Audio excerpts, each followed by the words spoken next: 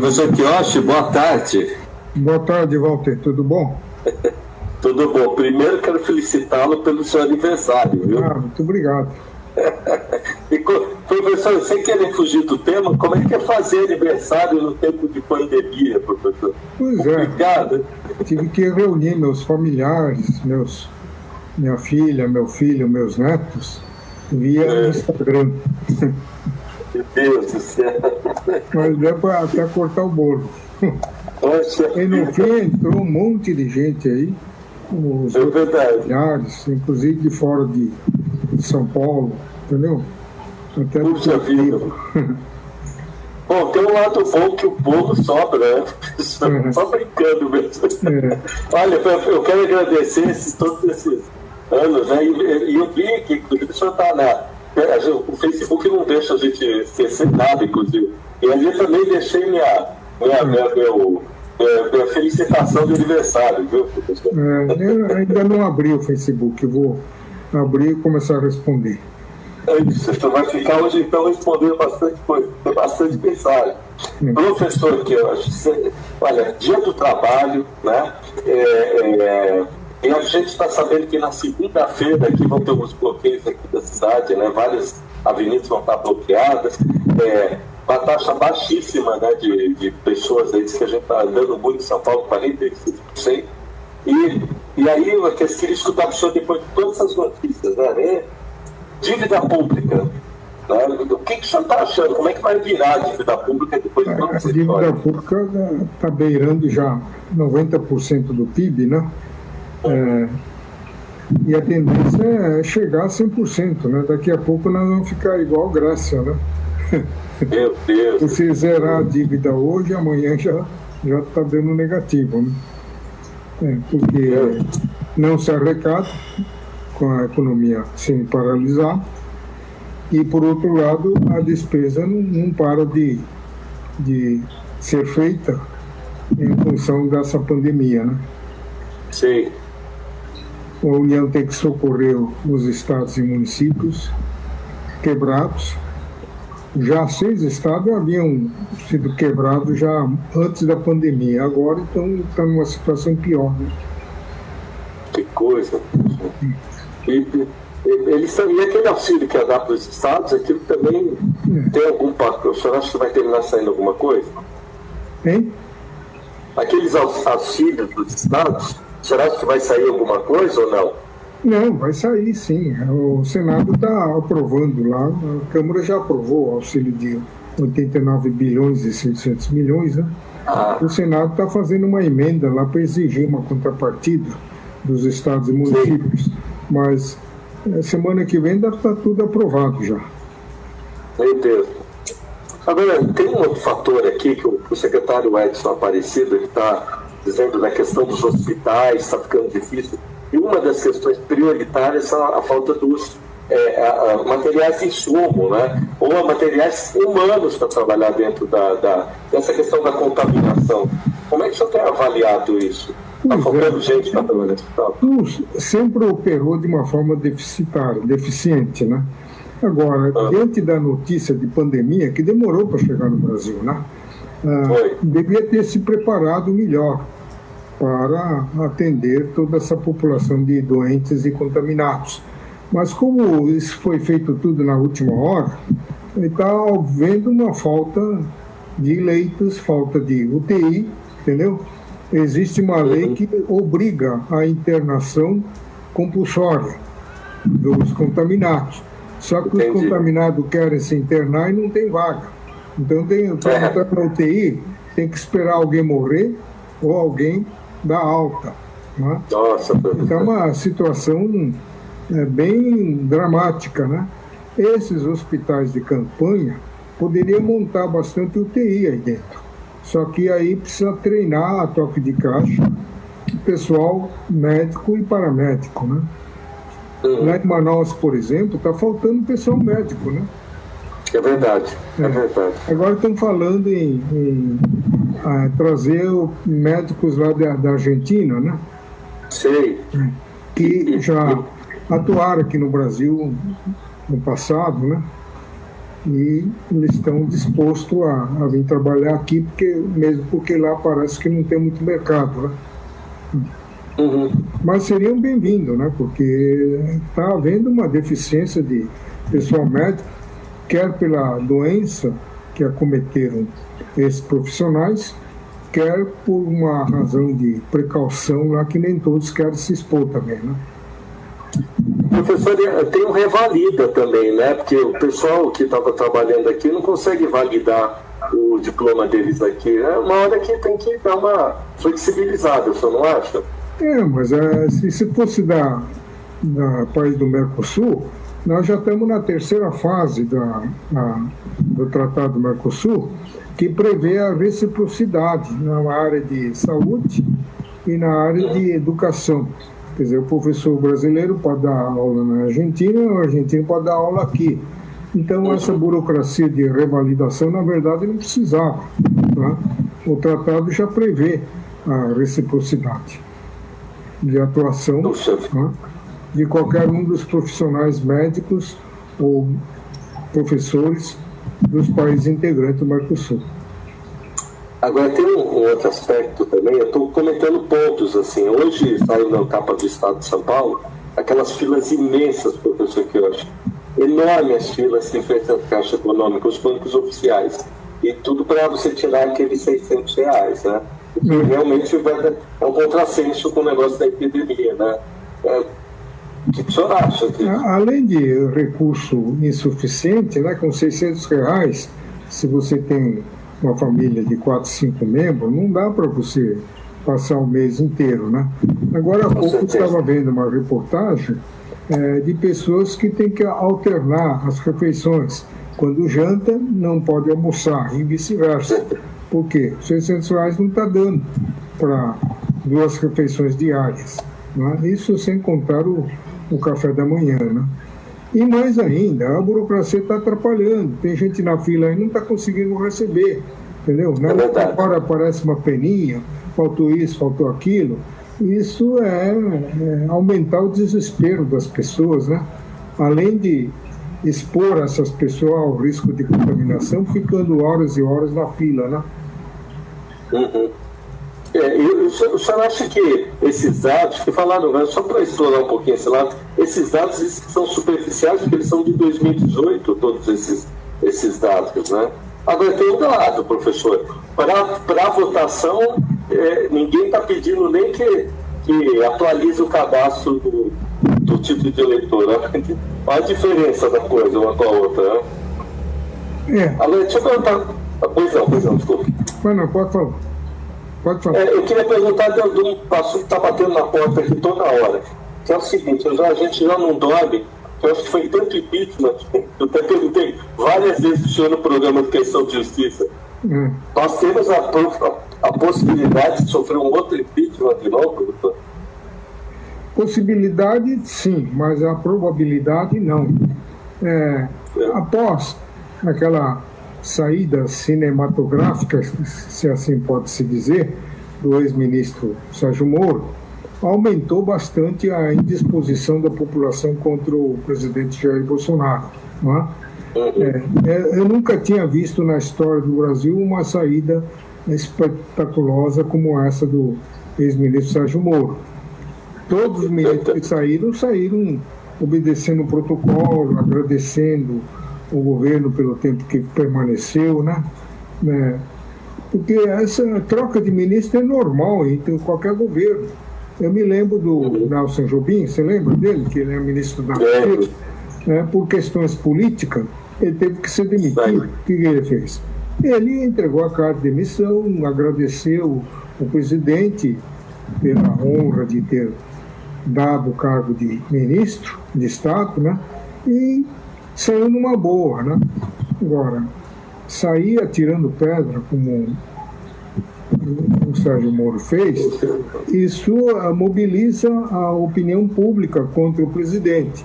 Mais ainda, se precedida essa declaração de demissão de uma autobiografia e narração dos feitos conquistados na sua gestão frente ao Ministério da Justiça e da Segurança Pública, né?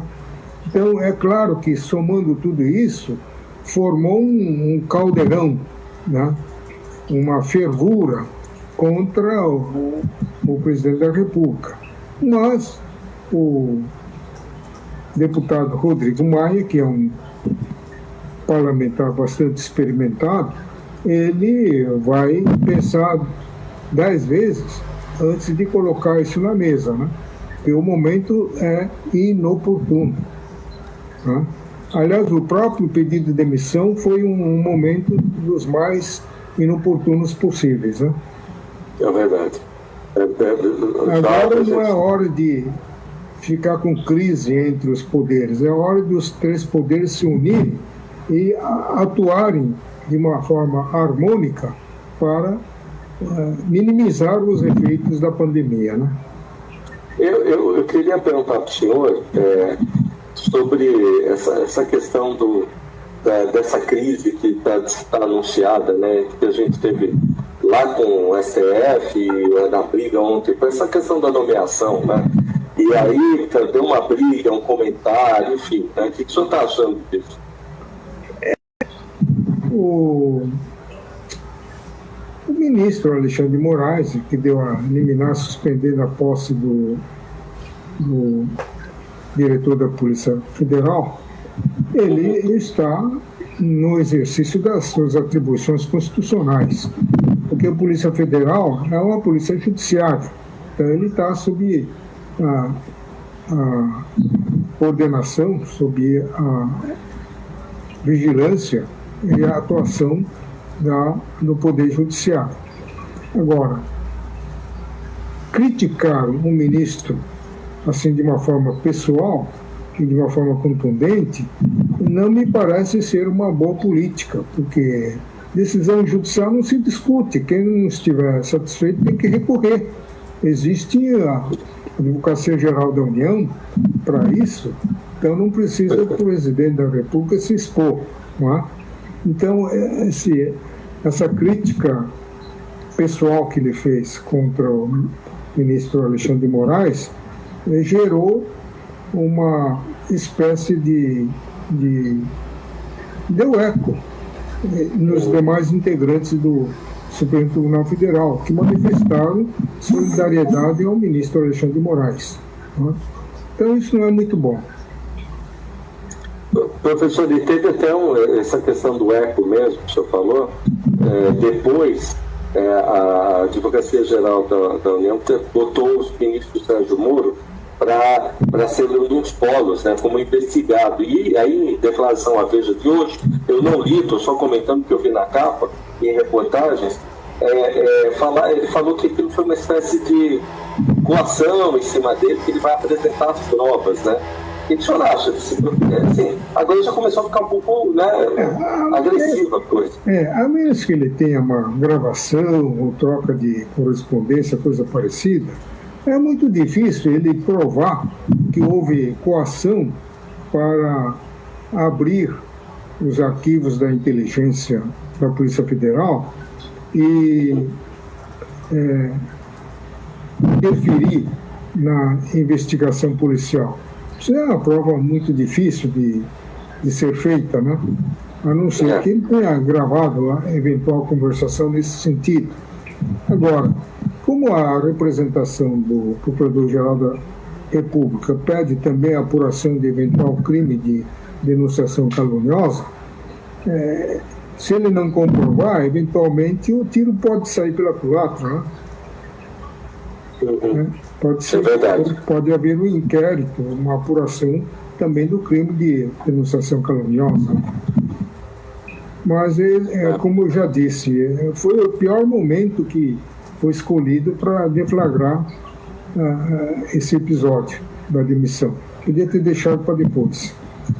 Olha, professor, deixa então, o pessoal está desejando ali de Florianópolis, está desejando feliz aniversário do senhor, está aí na telinha. Olha, que o senhor vai ter bastante coisa para responder. Olha, eu queria perguntar para o senhor uma questão, né, falando do pior momento, né? O ministro da Saúde, o novo ministro, ele falou de uma média de pessoas, eu só estou comentando os fatos que está no jornal, de 1.000 pessoas por dia está na lista aí, que infelizmente vão morrer. É um negócio meio estranho também, né? A gente passou em primeiro lugar da China, do dia para a noite a gente passou primeiro mais pessoas do que a China, que foi uma coisa difícil de entender, viu, professor? Isso ela vê com relação a isso. É muito difícil de precisar exatamente a quantidade de pessoas que morreram por coronavírus, mesmo porque muitos desses que morreram, por falta de teste rápido, não foi feito o diagnóstico de coronavírus, entendeu? Então, tem como causa uma morte indeterminada, não é? Começa por aí. E, por outro lado, desde o momento que se politizou, aliás, desde o primeiro momento foi politizada essa questão, as informações oficiais não são 100% confiáveis, não? Eu não sei se foi uma montagem da mídia. Mostraram lá um cemitério com 1.500 covas abertas, não é? Depois que a reportagem foi embora lá, eles fecharam lá as covas lá, entendeu? Agora, não sei até que ponto isso é verdade, mas se for verdade, tem dois objetivos: faturar o caixão 2, 3 vezes, entendeu? E outro objetivo seria aumentar a quantidade de mortos, né? Vítimas do coronavírus, né? É terrível isso, né? Inclusive essas cenas grotescas também na TV, né, professor? Tá ficando até chato, né? Tem gente que já vai sofrer de um jeito ou de outro. São pessoal que não tem consciência, são até mesmo sádicos, né? Tá aumentando a agonia das pessoas, a angústia das pessoas, né? Isso é péssimo. Você sabe que uma das... Assim, estou esgotando os assuntos. Tem o caso ali do Bolsonaro não ter apresentado os exames dele, que a juíza de São Paulo agora ele tentou apresentar um relatório, e aí a juíza de São Paulo disse: não, a gente tem X tempo para apresentar esses exames. Aqueles dele tal ou não estava infectado pelo Covid-19. Eu não sei se tem tanta relevância isso, mas está aí, né? Estou discutindo. Eu não vejo a relevância, mas cada um tem um direito de satisfazer a sua curiosidade, né, pessoal, né? Agora, se o presidente vai atender essa curiosidade, eu não sei, né? Porque, em tese, ordem judicial é a ordem judicial, mas ele tem a alternativa de recorrer disso daí, né? Porque, qual é o interesse público em saber se o presidente Bolsonaro, estava contaminado ou não estava contaminado? Não é? Ele está andando por aí, levando uma vida normal. Então, se ele estava contaminado, o fato já está superado. Não é? Você tem razão. Não, são coisas que eu consigo entender. Tem tantas coisas importantes para cuidar, né? Agora, olha, tem até uma pergunta que eu vou fazer aqui, que eu tenho a caneca que o pessoal mandou, senhor. Mas e essa questão da proibição de estrangeiros, essa temporada de estrangeiros aqui no país, o que o senhor está achando? Não, eles têm um respaldo no artigo 3º da Lei 13.979, que prevê que as autoridades competentes podem fechar excepcionalmente as fronteiras com os países que têm apresentado alto índice de contaminação. Agora, ele fez uma proibição geral. Estrangeiros não podem entrar pelo prazo de 30 dias. É uma portaria interministerial do Ministério da Justiça, da Casa Civil da Presidente da República, do Ministério da Integração e da Saúde. Entendeu? Prazo de 30 dias, estrangeiro não pode entrar. Agora, tem exceções. O cônjuge do estrangeiro, o imigrante com residência permanente no Brasil, os servidores da diplomacia, os servidores internacionais que atuam nos organismos internacionais sediados no Brasil. Então, tem uma série de exceções. Tá? Ou daqueles profissionais que, a juízo do governo brasileiro, sejam reputados necessários à sua atuação aqui no Brasil. Aviões de carga, né? pouso para abastecimento, desde que não implique desembarque de pessoal proibido de desembarcar. Permanecendo na área internacional do aeroporto não tem problema. Professor, vai ter uma medida aqui que eu não sei, vão anunciar no fim de semana, aqui na cidade, onde a gente mora, de São Paulo, que outra cidade já está acontecendo, que é aquele lockdown, né, o fechamento da cidade. E aqui vão fechar vários pontos, né, de São Paulo, né, 4 pontos iniciais. Isso com certeza vai gerar um monte de assunto semana que vem. Porque também o povo está saindo para a rua também, tem os dois lados. Então, você vê que outro dia divulguei pela mídia um artigo chamado Pandemia e Pandemônio Jurídico, né? Hoje nós estamos legislando por portaria, por instruções, por decreto, menos por lei, né? Os 3 níveis de governo estão fazendo isso. Aliás, a União com menos intensidade no uso de portaria, mesmo porque se dispõe da medida provisória, né? Mas está um caos jurídico, né? Qual é o critério técnico para você interditar uma rua? Não dá. Quer dizer, em determinada rua tem mais vírus do que na outra rua, não sei. Qual é o critério? Vai dar problema, né, professor? Serve para desincentivar o pessoal de sair para andar? Então, dar uma volta quilométrica até chegar no destino. Então, quer dizer, aumenta o tempo de exposição, né? É verdade, você tem razão. E também tem outra coisa, por exemplo, se uma ambulância está numa dessas vias, como é que vai tirar isso não é racional, isso daí. Não é racional. E depois, eles têm que anunciar com antecedência, por pelo menos 48 horas, das vias que serão interditadas, para que ambulâncias, pessoal, a própria polícia, possa estudar vias alternativas. Né? Professor, eu citei no começo aquele negócio da crise institucional, mas na verdade teve um problema, que foi a nomeação do presidente da Polícia Federal, o delegado da Polícia Federal, o chefe, né? E o senhor acha, diz que o Bolsonaro vai recorrer a isso aí. Agora, é a primeira vez esse direito, na verdade? Não, ele já revogou a portaria de limitação, né, por causa da liminar. Agora, uma coisa é certa, nomeação desses cargos, assim como de ministro, é de competência exclusiva do presidente da República, não é? Agora, porque ele é amigo do filho, então não pode ser nomeado, então tem que nomear quem? Um inimigo? Para assim ele nomear um inimigo, não é? Não tem sentido isso daí, entendeu? Agora,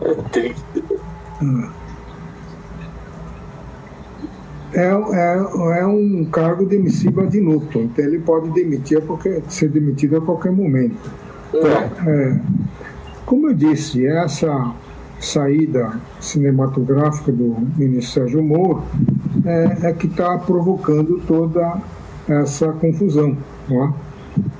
Uma coisa que era atribuição normal do presidente já passou a ser anormal, não é?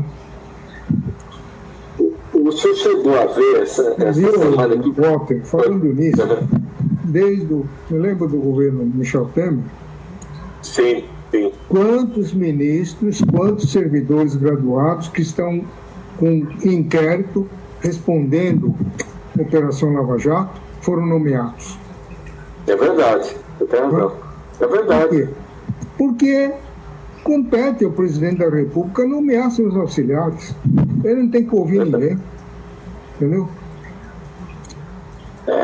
E o pessoal às vezes esquece. Alguém foi no judiciário, falei, não, vamos impedir a posse do fulano, porque o fulano está com tanto inquérito, está com processo judicial contra ele, por corrupção, então não pode. Isso não aconteceu. Não aconteceu mesmo. Só aconteceu acho que do Lula, né? Do Lula teve, né? Aquela bagunça. Mas também foi o Sérgio Moro. Bom, sim. Aquilo foi uma exceção, porque aquilo lá estava comprovado o desvio de dinheiro de finalidade. Foi a nomeação, não porque precisava do Lula como ministro, nomeava para tirar a Lava Jato em cima dele. É verdade. A prisão em cima dele. Entendeu? Então, é por isso que foi anulado.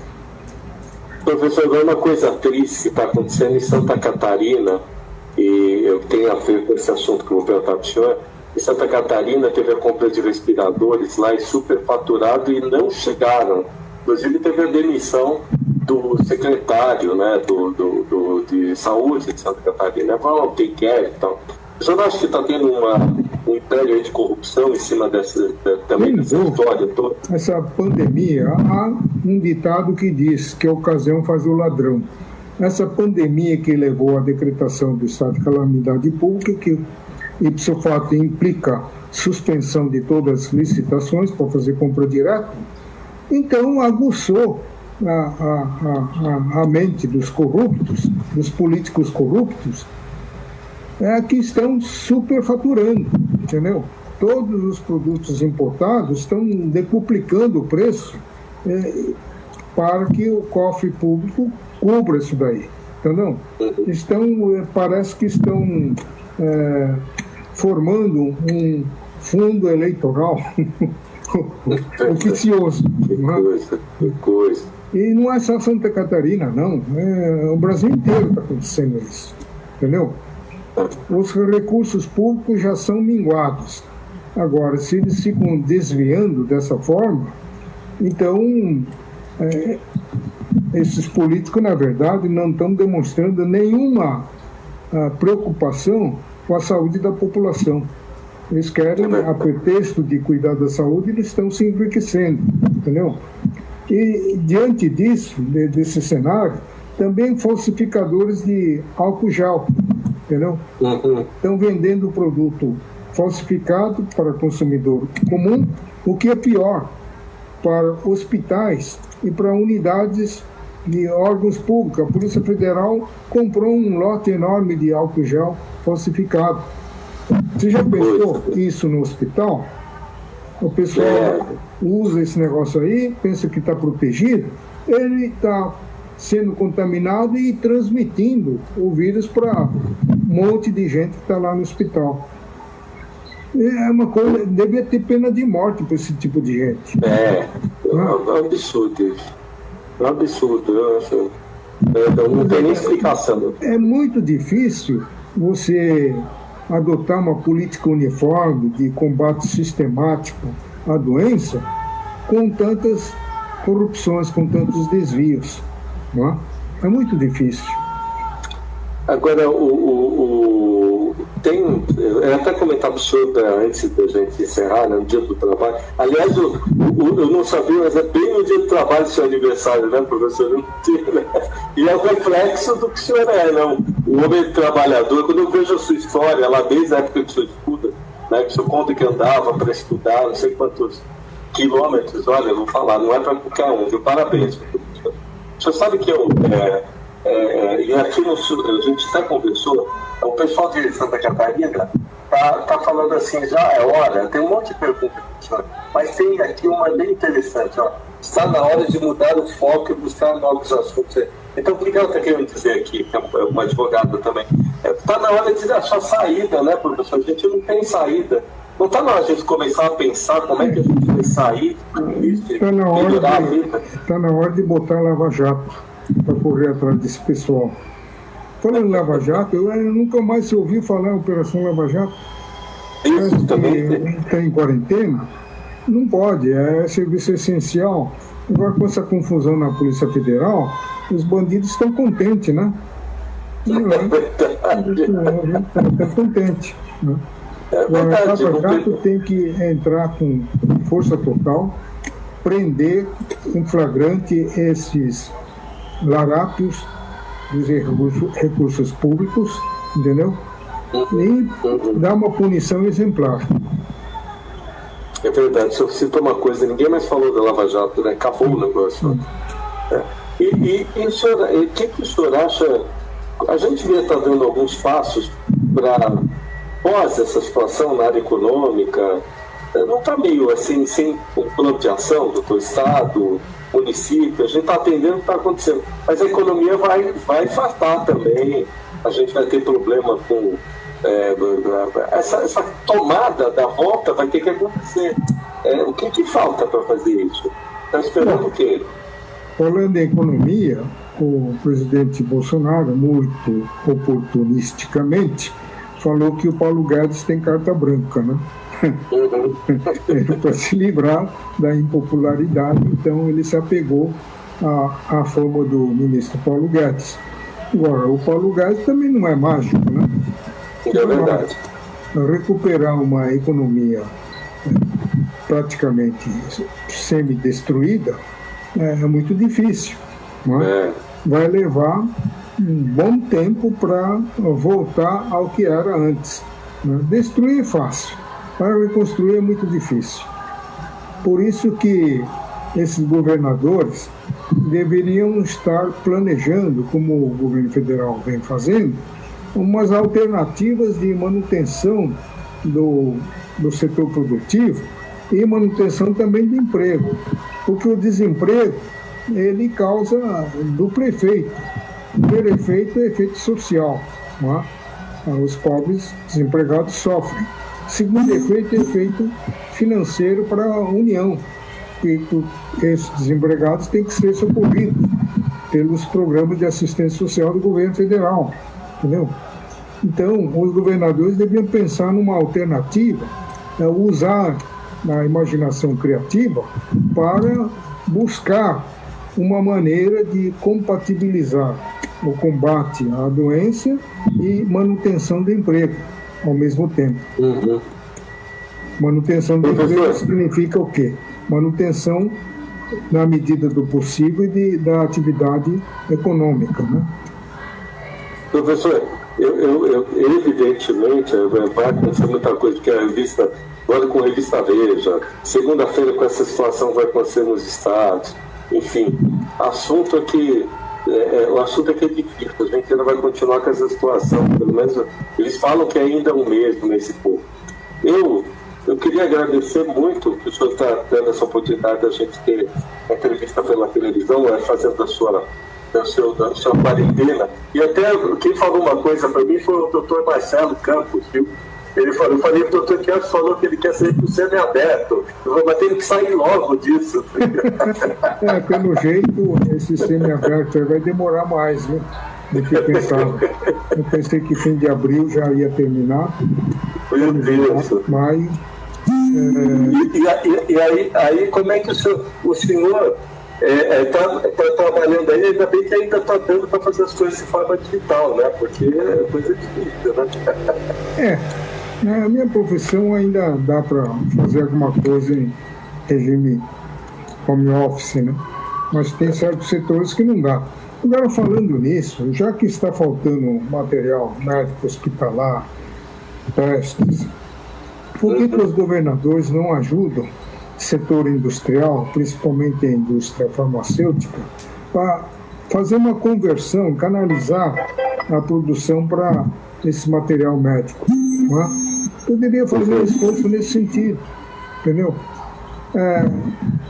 No tempo de guerra, por exemplo, as indústrias normais são transformadas rapidamente em indústria bélica, não é? Eu devia pensar nisso, porque nós estamos vivendo uma economia de guerra, né? Então, eu não estou vendo ninguém pensar nesse tipo de coisa. Ninguém pensou nisso. As indústrias estão paradas, o maquinário parado, empregados parados. Por que não direciona essa força produtiva para fabricar coisas que no momento o Brasil está precisando? Verdade. Não é? Verdade. Eu não sei se é com o tempo que as coisas vão, mas tem que escutar pessoas que não tinham para ver se acende na cabeça desse pessoal, né? Porque de alguma forma, o senhor falou, vai ter que a gente ter que sair disso. Ficar só falando em isolamento, agora fechar as ruas, e não pensar na sobrevivência dos que não estão mais conseguindo se alimentar 2 vezes por dia, entendeu? É triste. É muito triste isso. É muito triste mesmo. Agora, essa pandemia nunca fez uma separação tão brutal, tão assim, evidente entre ricos e pobres do que agora, né? É verdade. Os ricos e os da classe média alta estão aí no seu isolamento social, em espaços confortáveis, né? E os pobres, hein? E os pobres que têm uma prole grande, num casebre ou numa kitnet, né? Como é que eles estão vivendo, né? Deve ser um inferno, né? Eu confesso que me falaram de uma família de 7 pessoas numa kitnet. Eles ficam se revezando para quem dorme na poltrona. Nossa, mas no sofá. É verdade. E o que deve estar acontecendo, né?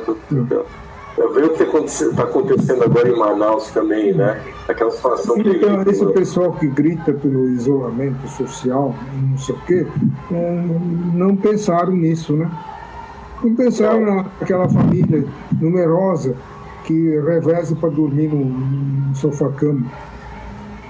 Não, e com certeza ali vai se multiplicar o vírus, né? Porque vai ficar isolado, se pega um, pega os outros. É complicado. Professor, eu estou vendo que o tempo já está se esvaindo.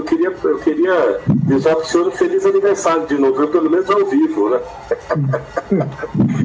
Eu vivo porque é uma prova que ainda estou vivo, né? Não é uma grata satisfação. Eu escutei uma coisa aqui que escreveram o senhor, que está lá no Facebook, eu faço questão de ler, eu não lembro quem foi a pessoa que escreveu, mas disse assim que o aniversário do senhor e o presente é nosso, por conta dessa presença do senhor com a gente, né? A presença cultural, essa presença de conhecimento, e eu sou prova disso.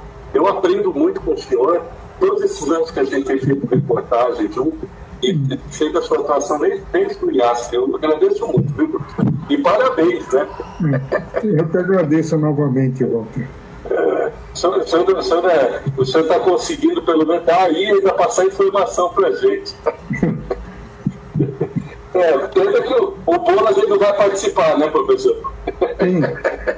Não, eu já cortei o bolo, só que os outros comeram o bolo virtual e eu comi o bolo físico. A gente não tem tanta vantagem assim nesse negócio de internet. Olha, parabéns para o senhor, está quase dando os minutinhos. Dessa vez o senhor tem que se ligar aqui a gente e informar que daqui a pouquinho vai estar, daqui umas 3 horas vai estar no Facebook. Tá bom. Tá bom? Feliz aniversário. Tchau.